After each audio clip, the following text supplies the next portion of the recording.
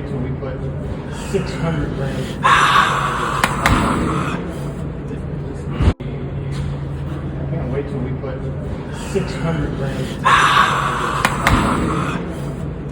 Hands wrapped like slow camera on me, wave crash in the background. Welcome to the story, stay wavy with the Jab TV with the hook. Every round heavy now, better take a good look. Ring bell, gloves up, hear the bass get loud. We make the canvas shake, got the city in the. Better stop playing with Debo, man. It's Debo season, man. Devin Debo Haney shows off his massive physique as we are only 3 days away from the mega fight between Devin Debo Haney and Brian Norman Jr.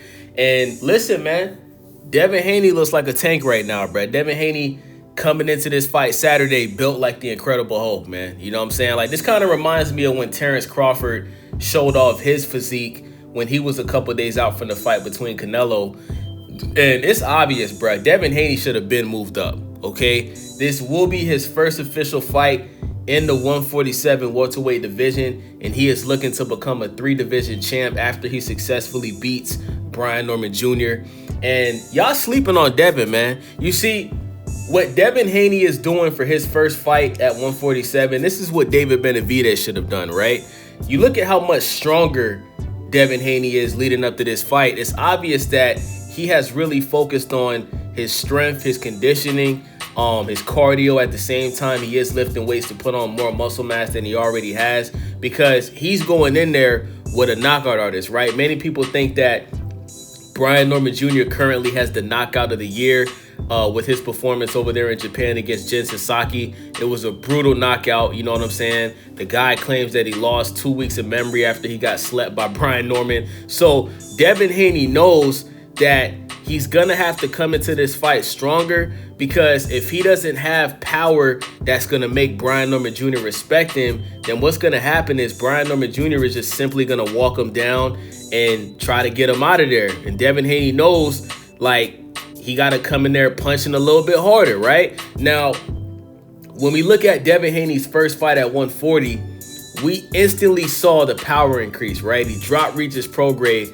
once, right? Dropped him. Could have really knocked him out, right? He really spared Regis Prograis. He stuck to his game plan that he had. I think most people think Devin Haney could have knocked out Regis Prograis. He spurred him and decided to pretty much just win all 12 rounds, right? So this is 7 more pounds, right? Now, I know some people are going to bring up the Jose Ramirez fight. As a Devin Haney fan, I'm going to be honest with y'all. I was disgusted with the performance that I saw from Devin Haney against Jose Ramirez. But what you guys got to take into account is Devin Haney took a lot of punishment in that fight before that with Ryan Garcia. We know Ryan Garcia popped dirty for Osterine. He also came into the fight overweight. He put a beating on Dev, right? And what y'all got to understand is when a boxer takes that much punishment in the ring, sometimes they're never the same, right? And I think that Devin Haney was a little bit paranoid. I think he had some PTSD going on because he wasn't sure how his chin was going to react to getting hit flush, even by an older, washed up ass Jose Ramirez, right? But he did that, right? He went in there, did what he had to do, won the fight by unanimous decision. He set himself up to get the rematch of Ryan. Ryan ended up losing to Rolly Romero. Fast forward, we got Devin Debo Haney versus Brian Norman Jr. So I'm expecting Devin Haney to be punching at 147. I know a lot of people like to call him pillow fist, but when y'all look at this video, man, this dude, bruh, he's strong, bruh. You look at David Benavidez, right? You want to know why David Benavidez is not knocking out dudes at light heavyweight? Because when he decided to move up from 168 to 175, he didn't put on muscle, right? He did not focus on strength and conditioning. So you're going up to light heavyweight with dudes that's really punching like that, and David Benavidez thought he was going to go in there bullying dudes like he was doing at 168, because most of the dudes he was fighting at 168 were smaller than him and shorter than him, and plus David Benavidez got long. He's already like 6'2", close to 6'3", and he has those long arms. So he pretty much was weight bullying, right? We even seen David Benavidez lose his championship title at 168 because he missed weight, right? So everything that Devin Haney has done for this fight with Brian Norman, David Benavidez, you should take notes, okay? Devin Haney is clearly doing the same thing that he saw Terrence Bud Crawford do leading up to his fight with Canelo. Now, obviously, Devin Haney isn't Terrence Bud Crawford, but if we're being honest, Devin Haney has accomplished more than Terrence Crawford at age 27, right? When Terrence Crawford was 27, he didn't accomplish the things that Devin Haney has accomplished, right? So let's get that out the way, okay? You are going to see a power increase from Devin Haney. I'm expecting Devin Haney to possibly drop Brian Norman Jr. once or twice in this fight, because I truthfully believe that Brian Norman Jr. is going to come into this fight desperate for a knockout. I think you're going to see him panicking a lot in this fight. I think you're going to see him get frustrated in this fight because Devin Haney has better footwork. He's faster. He has a better jab, and he has better defense. Brian Norman Jr. gets hit a lot. You look at his fight with Quentin Randall and Boca Chica and even Santillan, right? We all know he ended up knocking out Santillan, but I challenge you guys to watch those 3 fights of Brian Norman Jr. Brian Norman Jr. gets hit a lot, okay? And to the people that's out there lying for this guy, saying that he has good feet, that is a lie. Brian Norman Jr. is flat-footed. He kind of reminds me of Danny Garcia. You guys know how Danny Garcia was flat-footed and was just horrible at moving around the ring. Brian Norman Jr. got the same feet, okay? He's not going to be able to keep up with Devin Haney moving around the ring for 12 rounds, which is why I'm telling you, he's going to get frustrated and he's going to try to force a knockout, and he's going to be getting counterpunched all night, okay? He's going to be punching the air. Haney's going to make him miss. He's going to make him look stupid. And I think Norman is going to get so reckless that Devin Haney's either going to drop him with either a left hook, because Devin Haney showed the left hook in the fight against Ramirez. He's either going to drop him with a left hook or he's going to drop him by going to the body, right? People love to bring up the fight between Devin Haney and Vasily Lomachenko, and they love to say that Lomachenko won the fight. That's cap. There's no way you can go back and watch that fight and say that Devin didn't win 7 out of the 12 rounds in that fight. Was the fight close? Yes. But Devin Haney did what he had to do. He was going to the body all night on Lomachenko. Lomachenko was catching him. Lomachenko was catching him with the angles and all that. But Devin Haney was outlanding him in the early rounds, in the first 7 rounds, and Devin Haney was going to the body all night, using his jab, going to the body. There's a reason why Lomachenko went to the hospital after the fight, because he allegedly had a broken rib, okay? Lomachenko, his team never confirmed that, but we've heard many reports that have said that Devin Haney actually broke Lomachenko's ribs in that fight, right? So, y'all sleeping on Devin Haney, man. After this fight, y'all not gonna have a choice but to put some respect on Devin Debo Haney's name. And we're not calling him Devin the Dream Haney no more.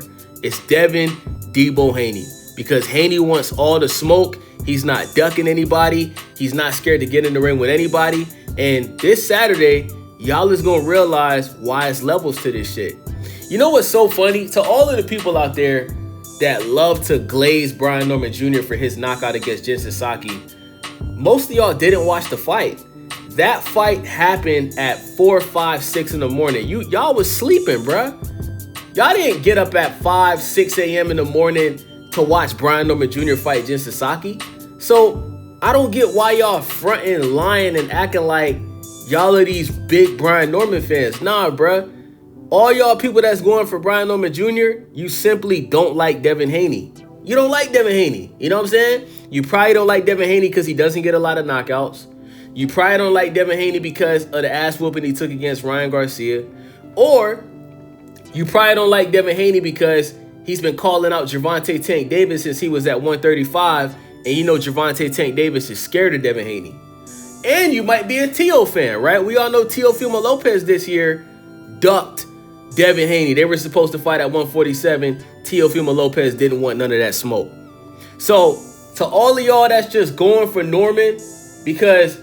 Oh, I forgot another thing. A lot of y'all don't like Devin Haney because of his dad, right?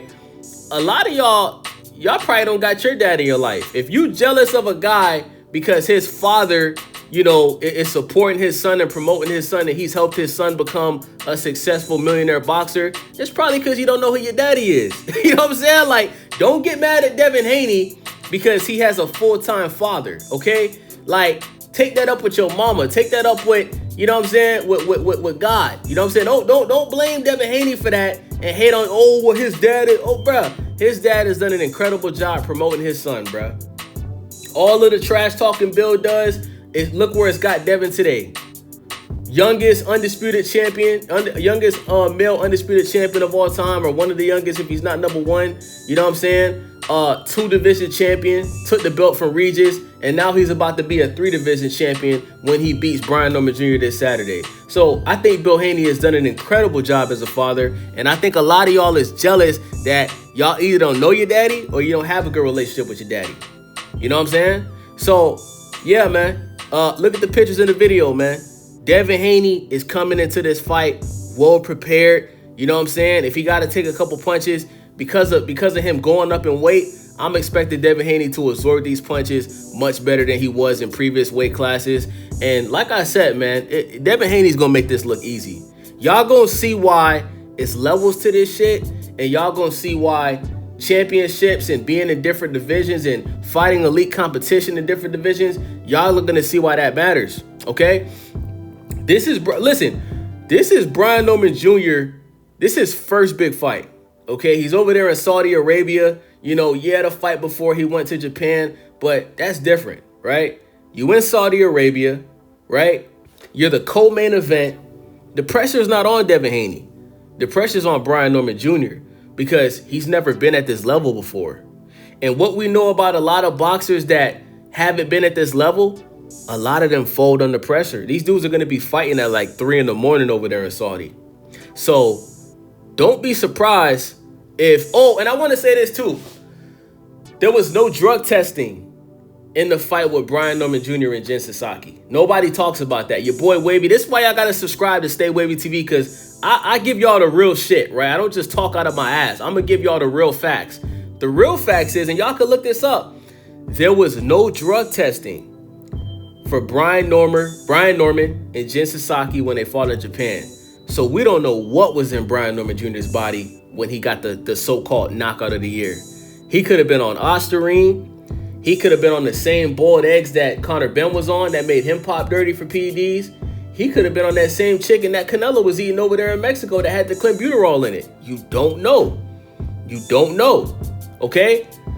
This fight, both fighters are coming in clean. They've been drug tested, right? So this is a clean Brian Norman Jr. We know Devin Haney is clean because he does 365 drug testing. So we know Devin Haney doesn't cheat the sport. Devin Haney always makes weight. He's never popped dirty for PEDs. But we're going to see if that power is real. I don't think it is. I don't think it is, y'all. I don't think that power is real. And we're going to find out Saturday. We're going to find out if Brian Norman Jr. can't land that left hook. Can he outbox Devin Haney? I don't think so. I don't think there's 3 or 5 people in the sport of boxing that can outbox Devin Haney at 147, 140, 135. I just don't see it. I don't see it. So that's my thoughts on this, man. Debo season. Stop playing with Debo. And after Saturday, y'all gonna have to put some respect on Devin Haney's name. And guess what? If somehow Brian Norman Jr. wins the fight, I'll give full credit. I'll give full credit. I'll give props when it's due. It's your boy Wavy. Make sure y'all subscribe, thumbs up the video, share the video, leave a comment. I'm out. It's Debo season. Welcome to the vibe. Stay wavy in the mix. Got the culture on the rise. Tap in, hit subscribe, ring that bell, let it ride. We gon' surf through the trends, give you game every time. Reviews, new views, keep it honest, never fake. If you're looking for the wave, this is the channel you embrace. Stay